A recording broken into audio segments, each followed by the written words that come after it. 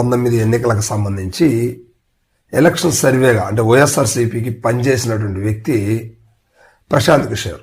So Prashanth Kishore సొంత రాష్ట్రం బీహార్ రాష్ట్రంలో కుల సమీకరణ, ఓటర్ల విభాగం, బిజినెస్ పీపుల్ ఎవరు, రాజకీయ నాయకులు ఎవరు, రాజకీయం ఎలా చేయాలి, ఏ కులం ఓట్లు ఎన్ని ఉన్నాయి, ఏంటి కథా కమామిష్ మొత్తం కూడా ప్రశాంత్ కిషోర్కు తెలుసు.